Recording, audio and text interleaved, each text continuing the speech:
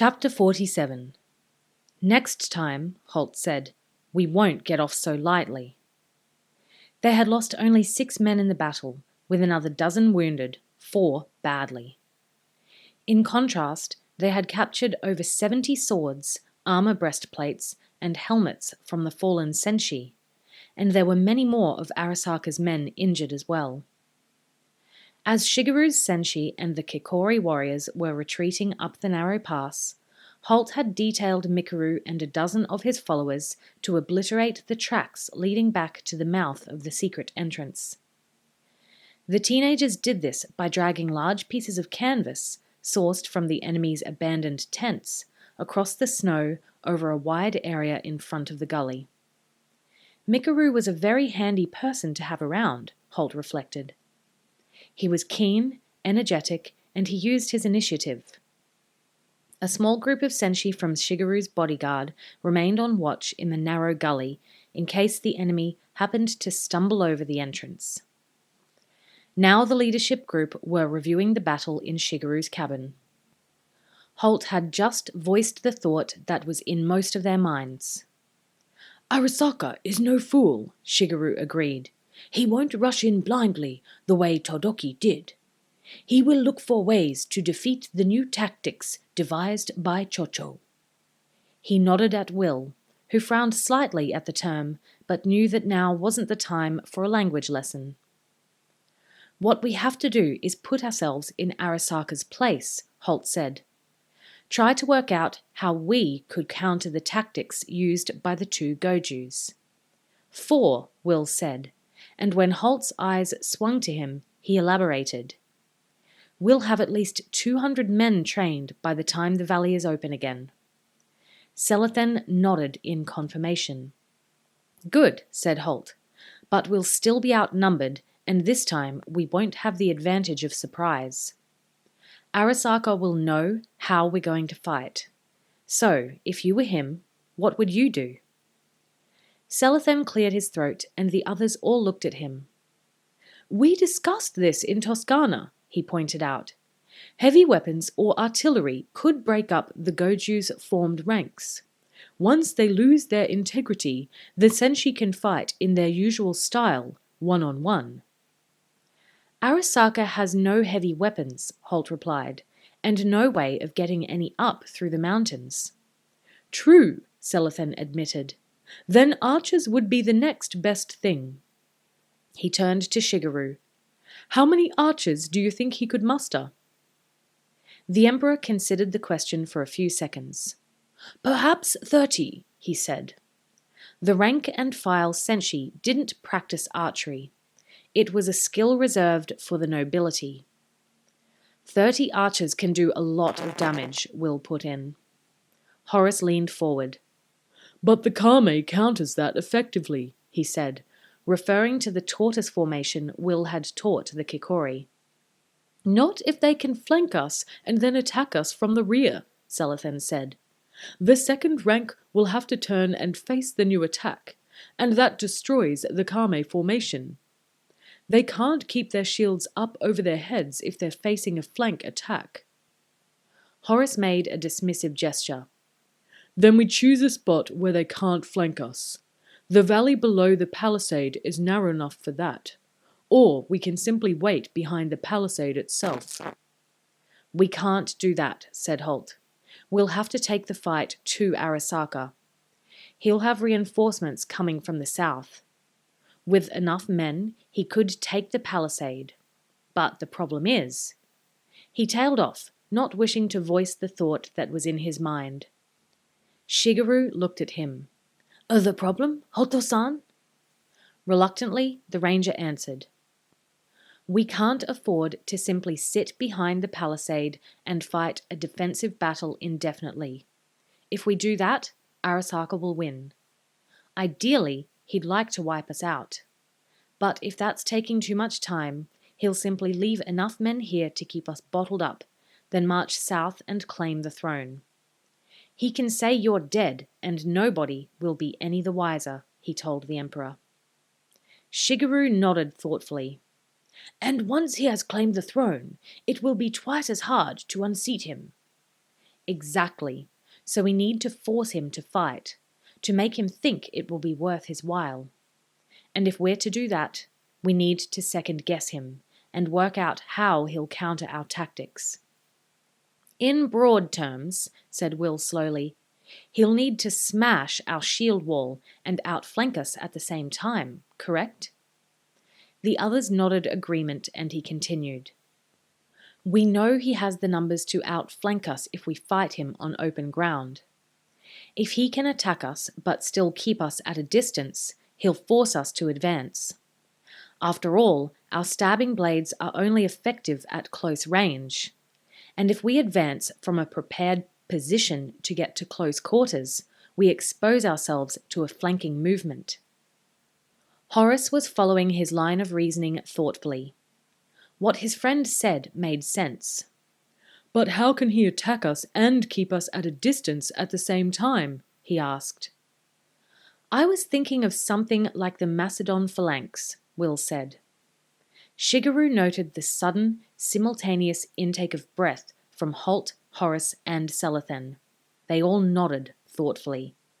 What is the Macedon phalanx? He asked. The Macedons were warriors who developed a highly effective formation called the phalanx, Holt explained to him. It consisted of warriors armed with long, heavy lances up to 4 meters long. They could smash through the front rank of an army before the enemy could make any reply. And you think Arasaka might know about this phalanx? No, Holt replied, but the idea of using spearmen or pikemen could well occur to him. I'd be surprised if it didn't. It's a logical idea. They could attack our front rank and they'd be safe from our short blades. We'd have to close with them, Horace said. We'd have to advance to fight them or our shield wall would be smashed to pieces. And as soon as we advance, their comrades can outflank us, Celathen said. We could use our javelins as lances, Horace suggested. We could throw the first volley, then retain the javelins from the second and third rank as stabbing weapons. Holt rubbed his chin thoughtfully. That might work. The odds are that Arasaka won't have men who could handle anything as long as the Macedon lance. It takes years to develop the strength and skill necessary. My guess is they'll use normal spears, so we'd be fighting spears with spears. But at best, that'll be a stalemate. Eventually, we'll need to get to close quarters. That's where all the advantages lie with our men. So we need a way to stop any flanking movement. 50 or so archers would come in handy, Will said. If we could train them, and if we had 50 bows, Horace replied. Will nodded despondently. But as he glanced up at his old mentor, he saw a light in Holt's eyes. I might have an idea, the older ranger said. Will, let's you and I go find young Mikaru. Will, Holt, and Mikaru stood on the parade ground where the Kikori Gojus usually trained. The troops were resting at the moment, so they had the ground to themselves. Mikaru, Holt said, can you throw a spear? The young Kikori nodded enthusiastically. Of course, Hoto-san. All Kikori learn to use a spear when they are very young. Excellent. Holt handed the young man a standard Kikori throwing spear and nodded to a pole some 40 meters distance, on which he had placed one of the captured armored breastplates. Let me see you hit that breastplate. Mikaru tested the weight and balance of the spear, then strode forward until the target was 30 meters away. His right arm and body weight went back, his left leg extended, and then he hurled the spear in a shallow arc. It smashed into the breastplate, piercing it and knocking it from the pole to clatter on the ground. Holt noted the coordination of the throw, with right arm and shoulder, body and legs, all combining to put maximum force behind the spear. Very good, he said. Will, would you replace the target, please? Will moved forward to replace the damaged breastplate on the pole, jerking the spear free as he did so. When he turned back, Holt had led Mikaru back to a point 50 meters from the target. Will rejoined them quickly, and Holt took the spear from him, offering it to Mikaru. "Let's see you do it from here," he said. But Mikaru shook his head apologetically. "It's too far. The spear is too heavy for me to throw so far." "Thought so," Holt said. He now opened a rolled piece of canvas he had been carrying and produced a strange weapon which he handed to Mikaru. It was a giant dart, over 1 meter long and made from light bamboo, but with a heavy iron tip at one end. At the other end were 3 leather fins, laced and glued to the shaft like the fletching on an arrow. Just ahead of these fins, a shallow groove had been carved all the way around the shaft. "Try it with this," he said. But again, Mikaru, after testing the weight of the projectile, shook his head. "This one is too light, Hoto-san. I can't put any force behind it." "Exactly," Holt agreed. Then he produced a leather thong, knotted at one end and with a loop at the other. He wound the knotted end once around the groove at the rear of the shaft, then, holding it firmly in place, crossed the thong over itself, close to the knot, to hold it in place. Then, keeping tension on the thong, he extended it down to the shaft to where Will noticed there was a section bound with thin cord, forming a hand grip. He took Mikaru's right hand and slipped the looped end of the thong over it, then placed the boy's hand on the cord-bound grip on the dart, making sure he kept the thong tight as he did so. Understanding dawned in the Kikori youth's eyes as he held the dart, with the tensioned leather thong extending back over half its length, retained in place by the cord passing over the knot. "Now try it," Holt said. Mikaru grinned at him, sighted on the breastplate, leaned back, then hurled his body and arm into the throw. The leather cord acted as a lever extension for his arm, adding enormous extra thrust to the throw. As the missile hissed away on a murderous arcing flight, the knotted end of the thong simply came free and fell clear, swinging from Mikaru's wrist. The dart just missed the breastplate, then thudded point first into the ground some 8 meters past it. Mikaru shook his head in wonder. "This is good," he said. "Very good." He started out to retrieve the dart, but Holt stopped him, pointing to the roll of canvas. There were 3 more darts lying there. Mikaru was a natural athlete with excellent hand-eye coordination, and he was already an expert spear thrower. It didn't take him long to become accustomed to this new technique.